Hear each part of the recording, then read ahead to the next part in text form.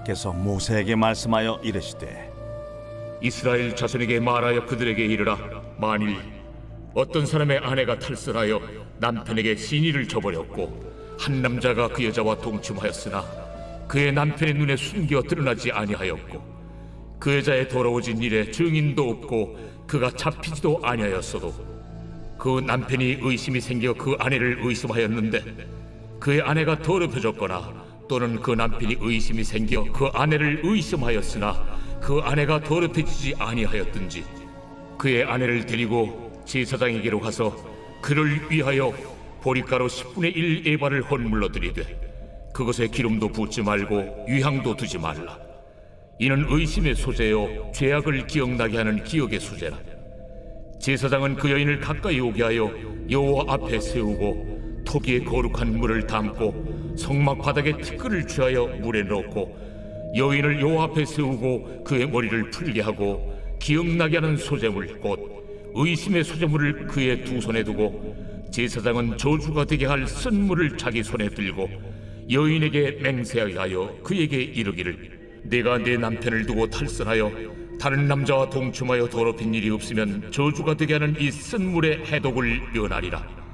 그러나 내가 내 남편을 두고 탈선하여 몸을 더럽혀서 내 남편 아닌 사람과 동침하였으면 제사장이 그 여인에게 저주의 맹세를 하게 하고 그 여인에게 말할지니라.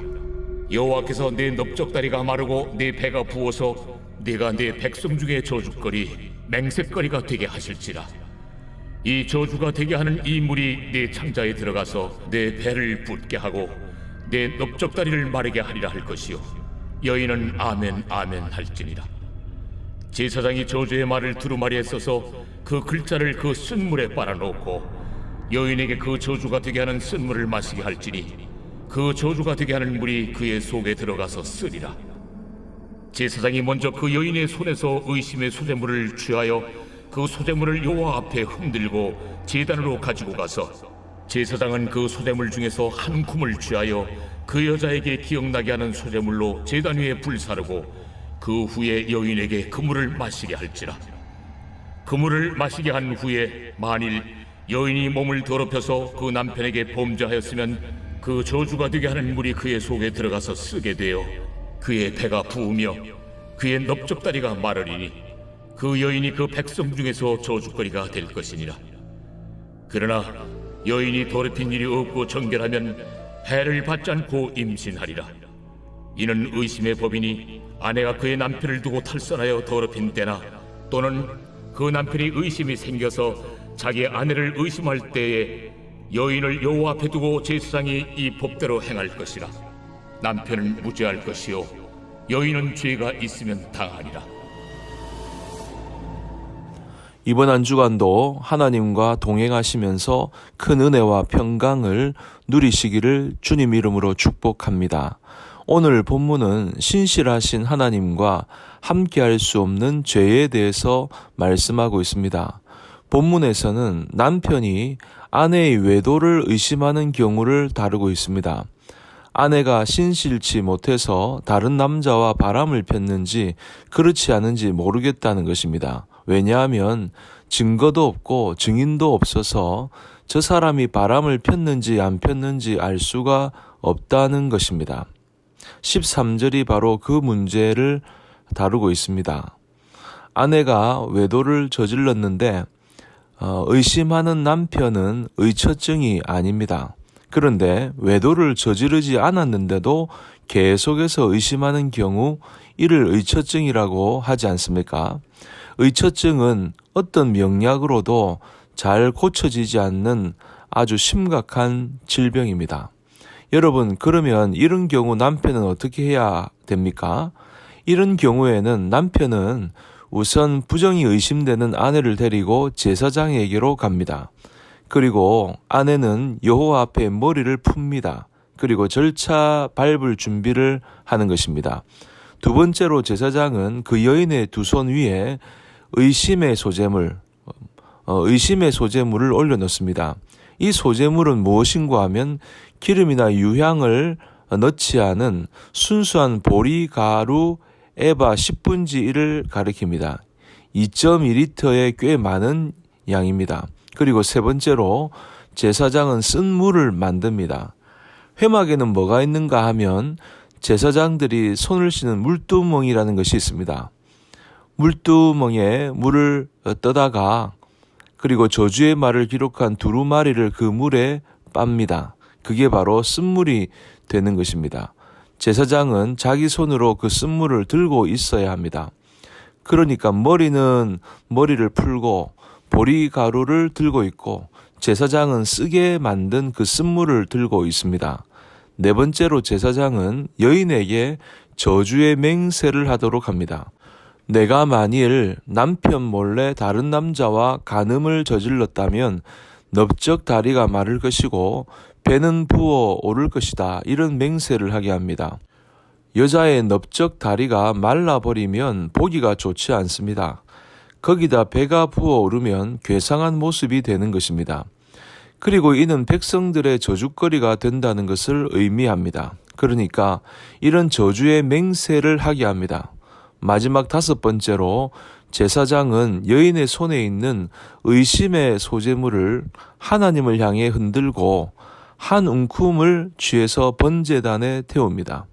그리고 그 여인으로 하여금 쓴물을 마시게 하는 것입니다. 그러면 여인에게 아무 죄가 없는 경우에 아무 일도 일어나지 않습니다. 배도 불러오지 않고 넓적 다리도 그대로입니다. 그런데 만약 이 여자가 죄가 있는 경우는 어떻게 되는가 하면 저주로 인해서 넓적 다리가 마르고 배가 부어오르게 됩니다. 우리가 오늘 이 본문을 보시면서 그렇게 생각할 수 있습니다. 이 법이 아주 원시적이고 유치한 법처럼 느껴질 수 있습니다. 특별히 여성 신학자들은 아니 그런 법이 다 있는가 하면서 그 법을 비판을 합니다. 그런데 여러분, 그 당시에 다른 문화를 보시면요, 더 원시적이었습니다. 예를 들어서 이런 문화를 가진 곳이 있었습니다. 남편이 아내를 의심하는 경우에는 아내는 자신의 결백함을 증명할 방법이 없었습니다. 그래서 그대로 죽임을 당하는 것이 일반적인 일이었습니다. 그러면 여러분, 의심을 받고 그대로 죽임을 당하는 편이 낫겠습니까? 아니면 이런 절차를 밟는 것이 좋겠습니까? 당연히 절차를 따라 시행해 보는 것이 좋은 일입니다. 또 어떤 문화에서는 바람을 폈다고 의심이 되는 경우에는 끓는 기름에다가 쇠조각을 밑에 넣습니다. 그래가지고 여인으로 하여금 손을 넣어서 쇠조각을 끄집어내도록 합니다. 그래서 손을 대면 유죄고 안 되면 무죄다. 이런 말도 안 되는 법이 있습니다. 이게 무슨 말이냐 하면 일단 죄가 없어도 내 손은 대어라. 그런 말이죠. 이게 아주 잔인한 법입니다. 그러나 모세의 법은 그렇지 않습니다. 일단 무죄 추정을 원칙으로 합니다. 이 여인은 죄가 없다. 그러나 사람으로서는 아무도 판결할 수 없기 때문에 이 판결을 하나님께 맡기겠다는 것입니다. 그러니 이런 법은 하나님의 존재를 인정치 않고는 나올 수가 없는 법입니다. 하나님이 이 여인의 죄 없음을 인정해 주는 것이다 라는 것입니다. 그러니까 이 이스라엘의 의심받는 여자는 일단은 무죄를 추정하고 하나님께 판결을 맡기는 법입니다. 이게 원시적인 것 같아 보이지만 아주 은혜로운 법인 것입니다. 그리고 이런 문제에 대해서 무려 21절의 분량을 할애하고 있다는 것이 얼마나 여성 인권을 보장해 주는 일입니까? 그냥 죽이는 것이 좋습니까? 아니면 죄도 없이 손을 다 대이도록 하는 것이 좋겠습니까? 아니면 쓴물을 마시고 무죄를 증명하는 것이 좋습니까? 그리고 왜 이런 문제에 대해서 21절이나 할당하고 있는가 하는 것입니다. 왜냐하면 간음은 영적인 부정함의 상징이기 때문에 그렇습니다. 간음은 무엇인가 하면요, 영적인 부정의 상징임과 동시에 우상 숭배의 상징입니다. 그래서 간음죄, 신실치 못한 죄를 범한 자들은 절대로 하나님과 공존할 수 없는 것입니다. 21세기를 살고 있는 우리 모두는 사실 하나님께 신실치 못한 죄를 범한 자들입니다. 여러분, 우리가 알고 보면 과거에 귀신 숭배를 했습니다. 삼신 할매를 숭배했고 귀신 따라다니고 전보로 다니고 구슬하며 우상 숭배했던 죄인들입니다. 우리는 영적 간음자들이었습니다. 우리는 모두 다 쓴 잔을 마시고 배가 불러오르고 넓적다리가 딱 말라가지고 저주거리가 되어야 될 그런 존재들이었다는 것입니다. 그런데 예수 그리스도가 우리를 대신해서 쓴 잔을 마셔 주셨습니다. 예수 그리스도가 쓴 잔을 마셔 주신 겁니다. 누가복음 22장 42절에 보니까 겟세마네 기도가 쓴 잔을 마시겠다는 기도 아닙니까? 가라사대 아버지여, 만일 아버지의 뜻이거든 이 잔을 내게서 옮기시옵소서. 이게 쓴 잔 아닙니까, 여러분? 그러나 내 원대로 마옵시고 아버지의 원대로 되기를 원하나이다. 이 잔을 내게서 옮기시옵소서. 예수님도 이 쓴 잔을 마시기를 기뻐하지 않으셨습니다. 그러나 내 원대로 마옵시고 아버지의 원대로 되기를 원하나이다. 예수 그리스도가 쓴 잔, 저주의 잔을 대신 마심으로써 우리는 생명의 잔, 기쁨의 잔, 축복의 잔을 마실 수 있게 된 것입니다. 그래서 내 잔이 넘치나이다, 내 잔이 넘치나이다 라고 노래 부를 수 있게 된 것은 예수님이 우리 대신 쓴 잔을 마셔주셨기 때문입니다.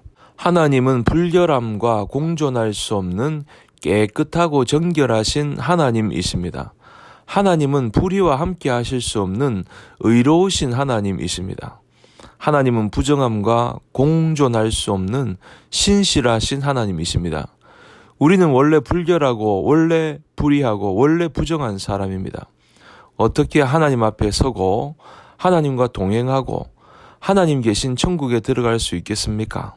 그 답은 오로지 예수 그리스도 한 분뿐입니다. 민수기 5장은 그림으로서 이 진리를 가르쳐주고 있습니다. 해답은 오직 하나뿐입니다. 오직 예수 그리스도. 부정한 인간이 어떻게 하나님과 동행할 수 있나? 예수 그리스도. 예수 그리스도로 말미암아 하나님과 동행하는 사람은 생명과 기쁨과 축복의 잔을 넘치게 마실 수 있는 인생이 되는 것입니다. 그리고 이 땅을 떠날 때에 하나님의 집에 영원히 거하게 되는 것입니다. 예수 그리스도만이 열쇠이며 해결책입니다. 예수 그리스도로 말미암아 하나님과 동행하는 기쁨을 누리시기를 주님 이름으로 축복합니다.